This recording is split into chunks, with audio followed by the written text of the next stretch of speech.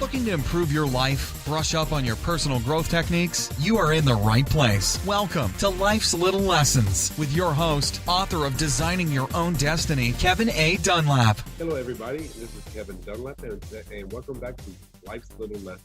This is a show that specializes with entrepreneurs, authors, speakers, and other people of public interest. And today is no doubt somebody that's going to actually fit a few of those categories. And it's a lady I just met about 2, maybe 3 weeks ago at a health event where we had a mutual friend. Her name is Cara Brotman. She's been a raw vegan chef. She's an author of multiple different cookbooks. She's been working on one now. And she's also has her own video series that she's launching on YouTube and as well as other channels. So I just wanted to bring to everybody today to Cara Brotman. Cara, welcome to our show today.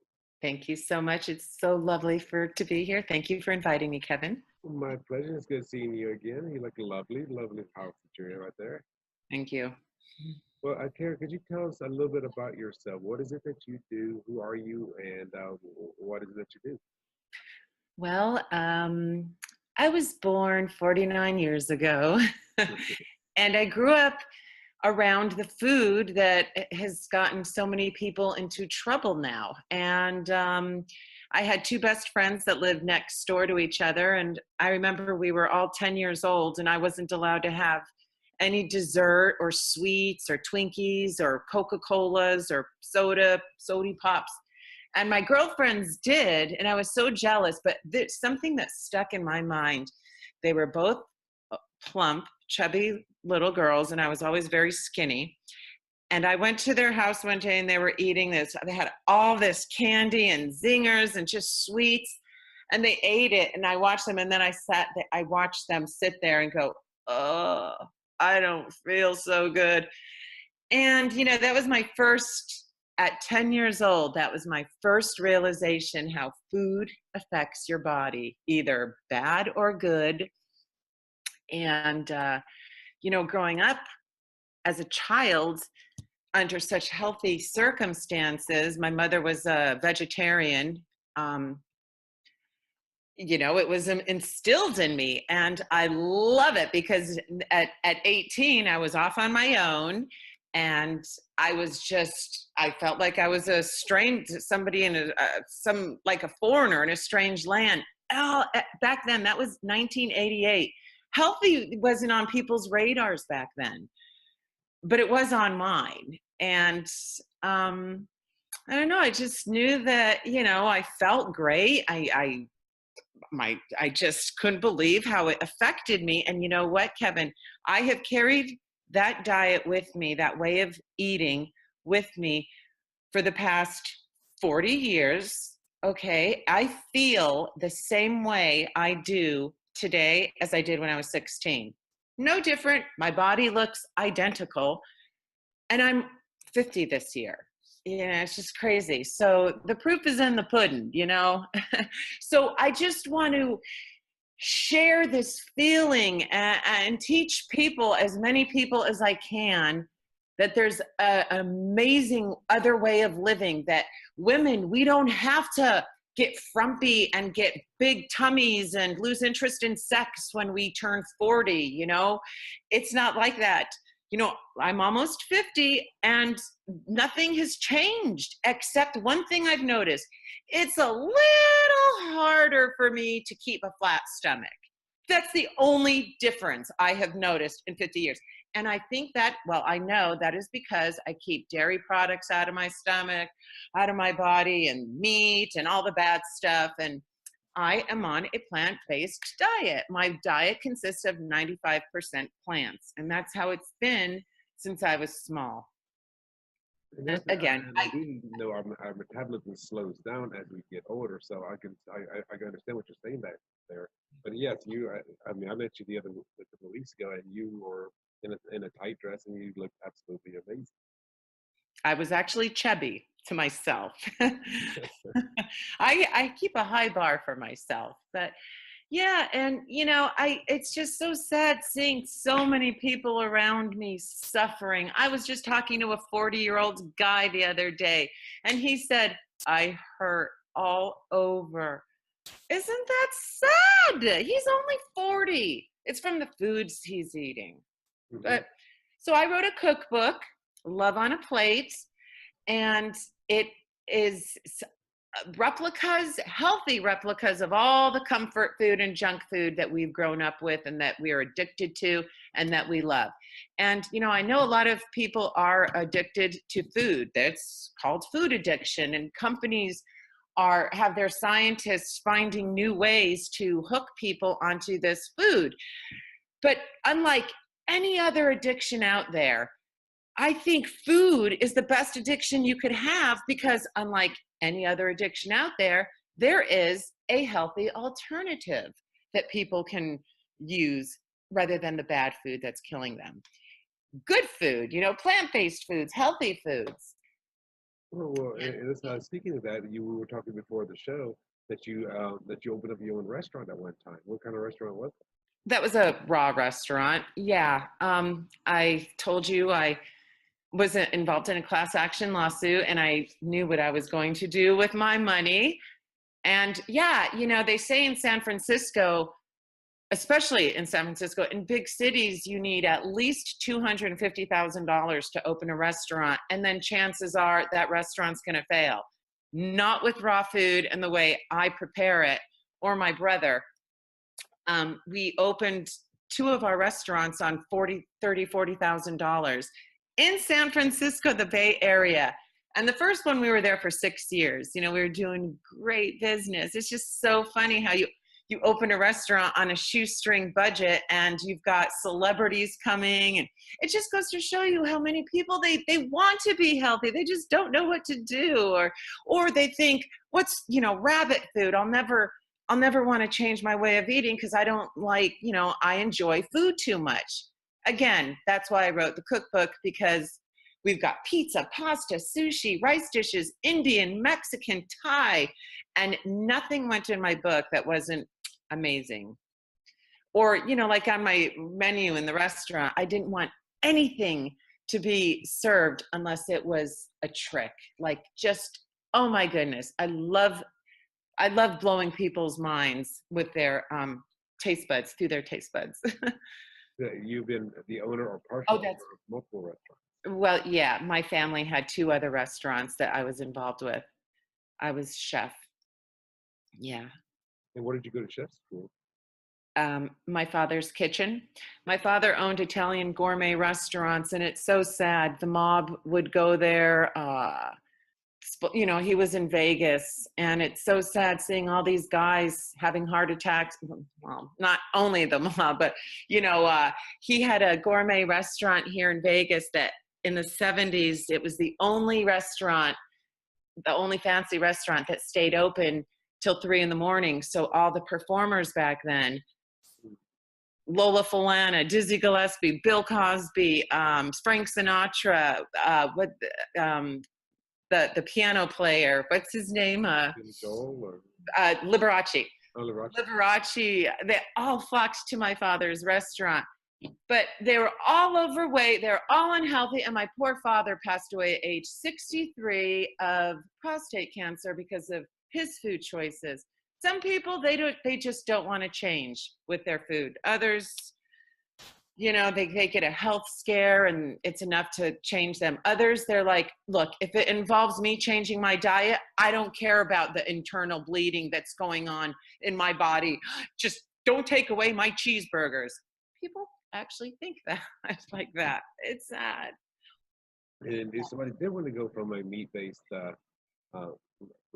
regimen, what would you recommend that they do first? Like go vegetarian, or go raw, to make the transition, or do it slowly, or do it right? I don't know. It's a personal thing. Each body is different. Some people can do it, cold turkey. Then others, they get into it and then they get scared because their body starts to detox, because for the first time they're not giving themselves bad food and they're giving themselves healing foods. And then the detox part scares them because bad things start coming out of there, coming up to the surface. It's leaving their body, and then they get scared. They're like, oh my gosh, I'm getting sick. And they do get sick, but it's their detoxing and they don't understand and they get scared. I would say slowly. Slowly sounds like the right way to do it.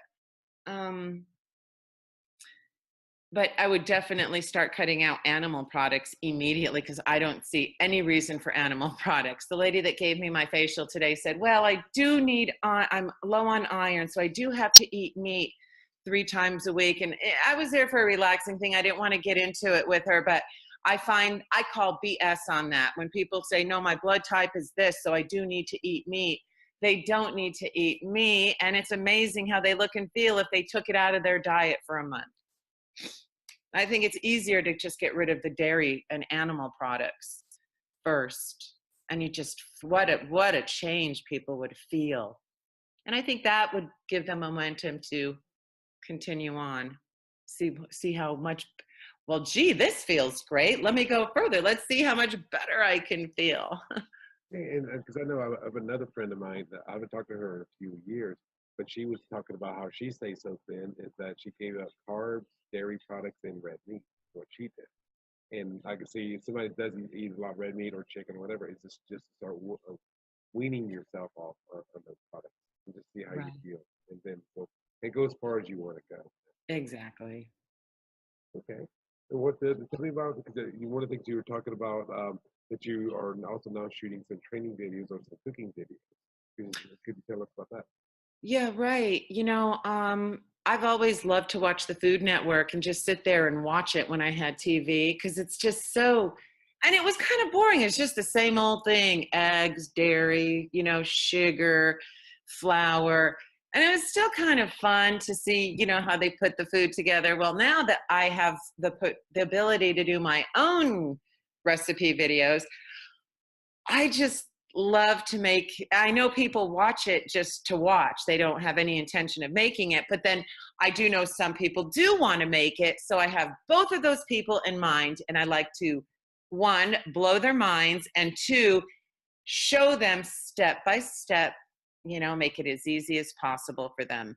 And I have never seen anybody, I'm not bragging, but I have never seen anybody's recipe channel with, other than mine, with more people saying, oh my goodness, I made your cashew cauliflower. It's amazing. Oh my God, I made it. They all make it, and their minds are blown. If you go on my YouTube videos, you'll see it. It's just amazing. And I just love sharing, it's, my experience is chefing. Like I said, my father was an Italian chef, and I have 3 siblings, and all 4 of us have been in the restaurant business at one point or another in our lives. And 3 of us have stuck with it. 3 of us are still in the business. It's just in our blood. Nobody taught me how to prepare food. I was chopping garlic at 6 years old in my dad's kitchen. It's something that my parents taught me, which is even better. I'm glad. I'm glad I didn't go to, let me put on the computer. Yeah, culinary school. Do you have what is your YouTube channel in case people want to watch some of your videos? Oh, it's Marcus with a K, Rothkrans. And you just put that in the YouTube search engine and then hit recipes under categories and get ready to have your taste buds blown away. I would be very interested in watching some of these videos myself. Oh, yes. How long are they usually about? They're anywhere from 8 minutes to 25 minutes long.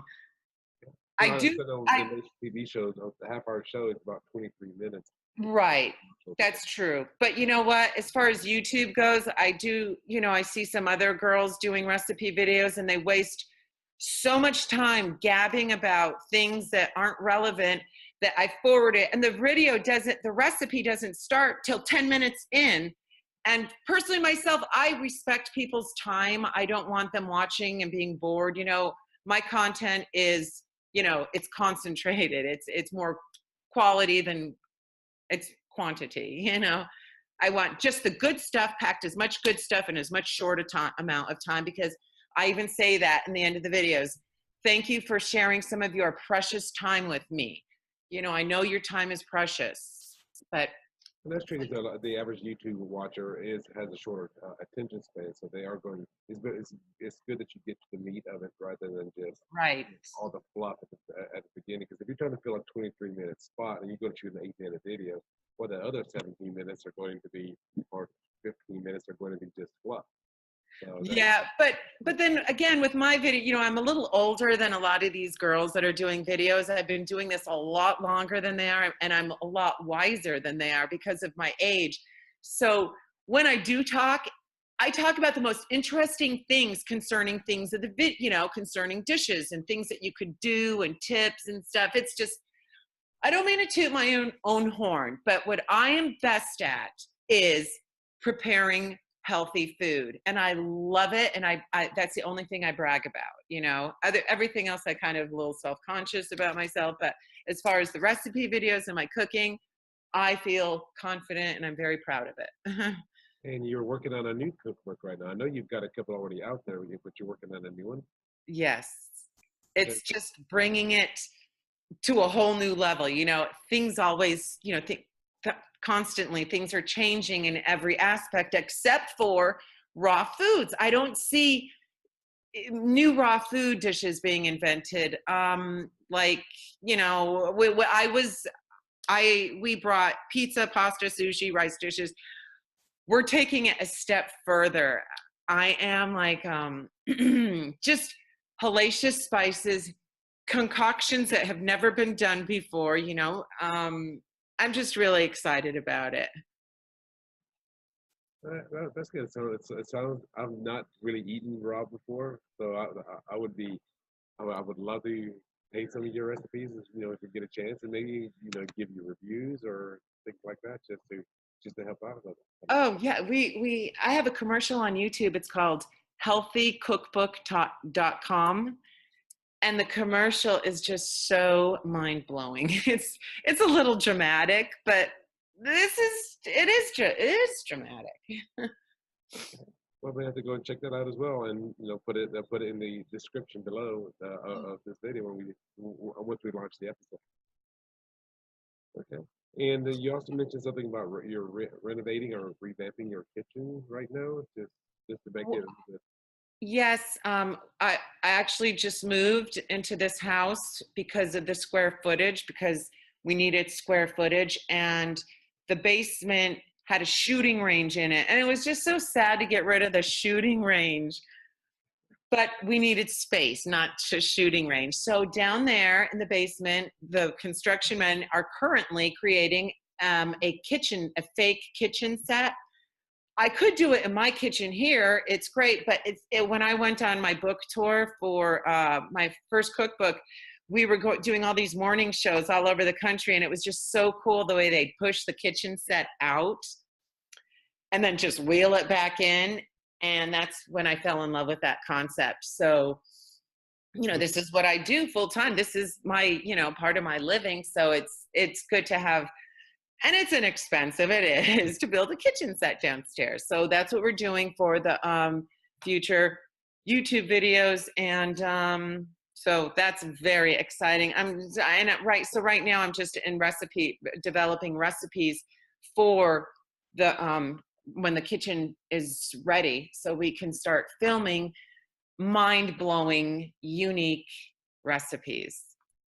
Sounds amazing. So what is the future hold for you? What do you want to do with it? Do you want to get your own cooking channel or?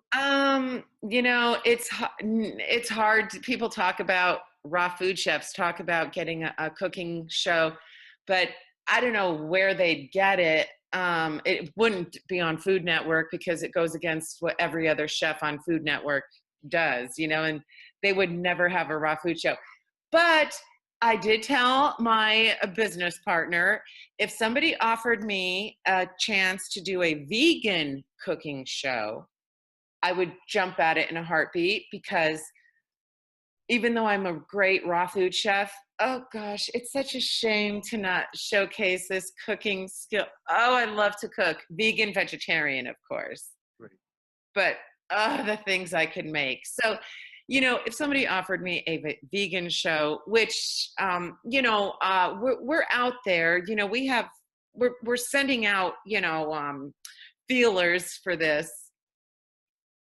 But if it didn't happen, that's fine too. I'm reaching so many people through YouTube. It's wonderful. Well, yeah, YouTube is so viral, and it's evergreen, so you don't have to wait until the next episode comes up. Or obviously, if you see a show, you have to be waiting on reruns and stuff. You just have your show right there, so you can watch everything from start to finish. That's having a YouTube channel, and you're building your online fan base, and it can be anywhere in the world. You don't know who's watching. I mean, it could be somebody down in Malaysia watching your show. Right. I love the internet for that. Yeah, the internet is absolutely amazing. Give some guys to our listeners there. And when you were starting out on your own restaurants, what would you advise anybody that's looking to start a restaurant, since it's been in your family for you and two of your siblings and your father and the time for I would tell them, don't do it.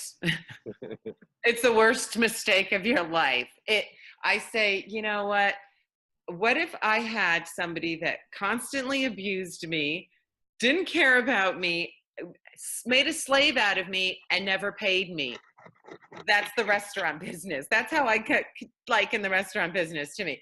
I was not getting much money. I was working my butt up. But you know what? It's different with raw foods. I think if you're going to open up a cooked food restaurant, and nowadays with all these so much competition, restaurants everywhere, I wouldn't do it unless your food is out of this world. But if it's a raw food restaurant, if you want to open a raw food restaurant, you better have some good recipes and make raw food. Do not give it a bad name. But I think raw food restaurants, they always do good. People travel long distances for raw food restaurants. It's a hard business. I don't know, Kevin, it is so tough, the restaurant business. I feel like I excelled in it because I've been around it since I was an infant. My father has always owned restaurants, and we were always in it. It's like it's in my blood. But if I didn't, I would be concerned about somebody opening a restaurant. It's hard. I read a book about opening restaurants 30 years ago. It said it is the hardest industry, biggest sacrifice. You don't get any time to yourself, no sleep. You're working 14 hours a day, 7 days a week. It said, if we still haven't talked to you out of opening a restaurant, then turn the page. But the first page, it did everything to talk you out of opening a restaurant. The name of the book was How to Open a Restaurant. I don't know. So you're asking me, what would I tell somebody? Rethink that, unless you've got some great recipes and a great location. Yes. As far as our restaurants, my restaurant that I opened myself was in a strip mall that closed down at like 9 o'clock across the street from a university. And people came from far and wide to come to the restaurant because it was a raw food restaurant. And it was really good. And we were in the newspaper, and it was so funny because the Chinese guy who owns the Chinese restaurant next door to us, asked the mayor that was there, he said, I have been here for 15 years. I've never had an article written about me in the paper. She been here 1 month. Why? And, he said, well, she's got that Hey Myrtle effect. And I said, what's a Hey Myrtle effect? He goes, the man's reading the paper. He sees your restaurant, the article, and he goes, Hey Myrtle, come over here. Look at this. So that we had that, and word of mouth was the best publicity. A lady came into my restaurant. She said, I went to Whole Foods and I said hi to the lady, and she said, hi, how are you? Oh, I went to this new restaurant, Raw. Oh, it's so amazing. You should go see it. It's in that strip mall. And I said, oh, okay. So then I went into a different department and I said hi to the produce guy. And I said, what's new? Oh, you should see this restaurant I went to. Oh my goodness. And she said, well, 2 recommendations in 1 day. I'm here. Let me check it out. And so word of mouth is the best advertisement you could get. And the only way you can do that is if you provide excellent service as well as excellent food. That's right. And you know what she told me when I passed her table? She said, "This is the best guacamole I've ever had in my life." And I was like, that is what I want to hear. And she said, "And this is the best salad I've ever had in my life." These are magic hands. Well, because obviously you had a lot. You obviously have a lot of love for your craft, so that. I do. I do. I love people and I love to show them how delicious, healthy food can be. Well, maybe I mean, and I'm sure you're actually helping people convert as well once they see Oh, what yes. you've done. Like, because I know myself since I'm not a vegetarian, raw or vegan, that I look at it like because I'm not used to it, therefore I'm a little cautious on that because it's a different style. But I'm sure once people actually become familiar with it, it's like, you know, this is not as scary as we thought it was. And and funny thing is, I know more and more of my people that I know, my friends and acquaintances, they're becoming vegetarian or even vegan.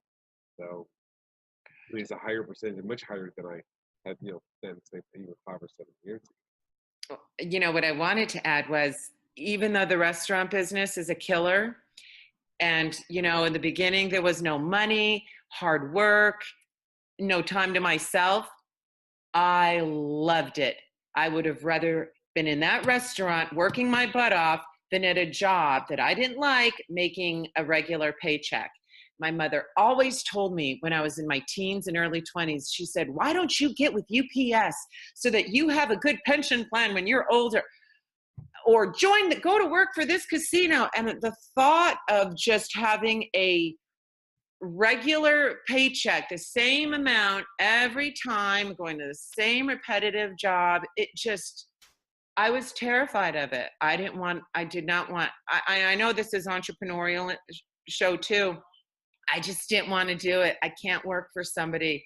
I've done it before and I do a wonderful job, but I hate it. I'm miserable. And I know a lot of other people are miserable going to work too. My own brother, he was a manager at the Art House, no longer, so I can say this. He was staying at my mom's when he moved back to Vegas. And my mom goes, "Leo, your alarm went off." And he's pushing snooze till the last 10 minutes that he has to leave the house. That's no life. That showed me he is miserable in his job. I mean, it's just so sad that people, have to go to work every day doing a job they hate. I just wish more people could find something that they're good at,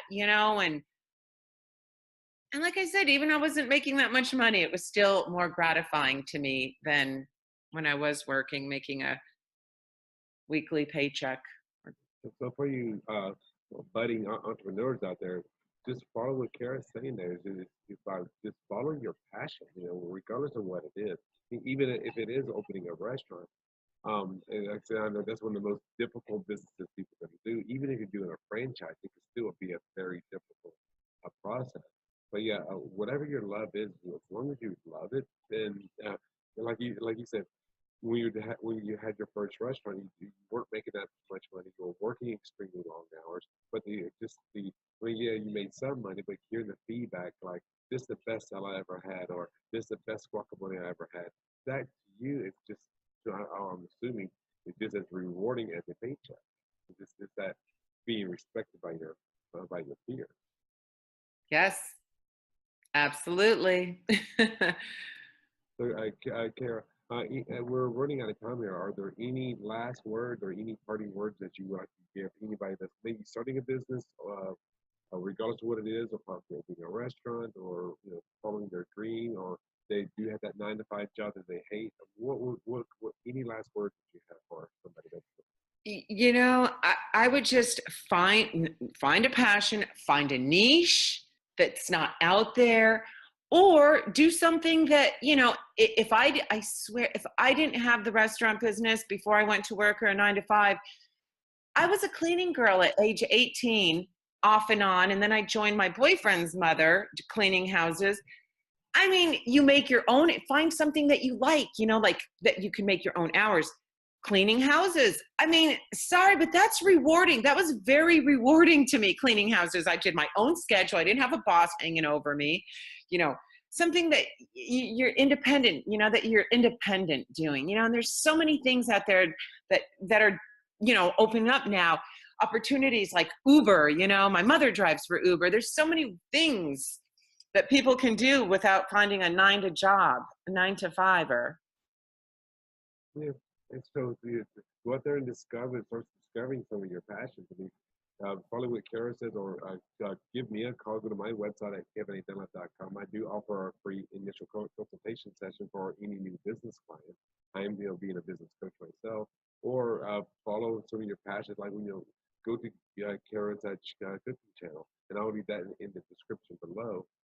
Just follow that dream, follow that passion, go after that. I mean, otherwise, the worst thing that can happen, in my opinion, is if you're turning 50 years old and you're looking back with regret of not going after that passion that you want. Right. I mean, it's better to get past that fear than to live with regret of not taking that step.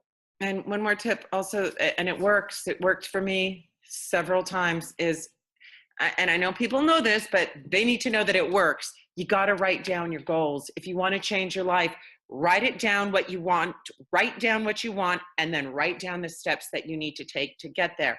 I wrote it on my large mirrored closet door in magic marker a few years ago, my goals that I wanted to achieve, and I achieved it in 1 year. I was so proud of myself, and I said, my goodness, just writing down your goals in a place where you can always see that, and then the steps needed to achieve it, it works.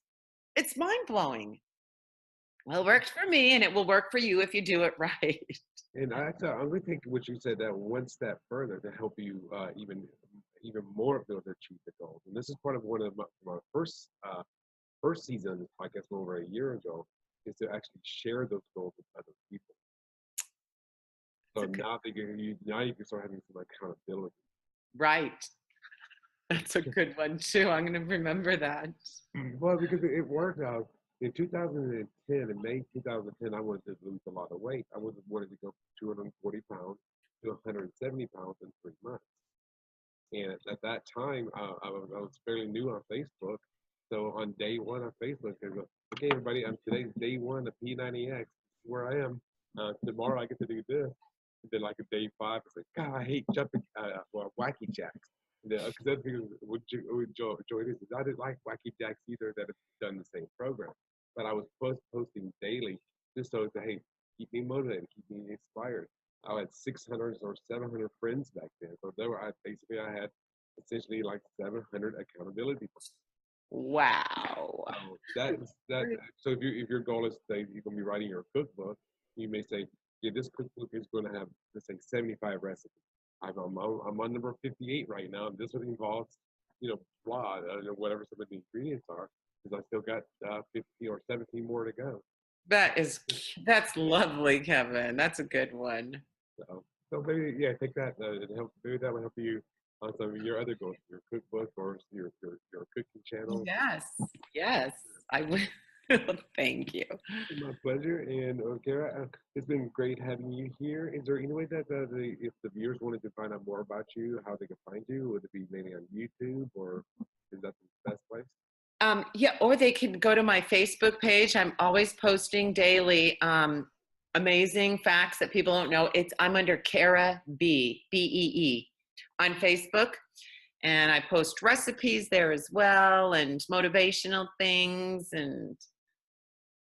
and picture my recipes. Yeah. So Cara B, CARABEE. Okay, so it's facebook.com/CARABEE on the Facebook platform. And I just do a quick friend request or like page or whatever that. Yeah. I have it open so everybody can see it set to public. Okay. Just in case, but yeah, they can send a friend request or whatever. Follow. Awesome. Well, Cara, it's been nice having you on the show today, and love for those of you that are watching the video, the phenomenal background in the house that she's in right now. For those of you that are only on the audio, this is a great location. And she's building the mock kitchen down in the basement. If you're the same for your future shows as well. And if you're doing raw shows, you don't really need that much of a kitchen. So. Right. Very true. It's easy. I'll have you over when I have my holiday feast in a few months. Oh, I would appreciate that. Thank you. Okay, I would love to have you. I just told my facial girl, I want to have you over. I'm going to have my annual feast. Well, I would appreciate that. Thank you. Thank you. Aw, my pleasure. Well, everybody have a great day. Thank you for joining us. Thank you. Bye-bye.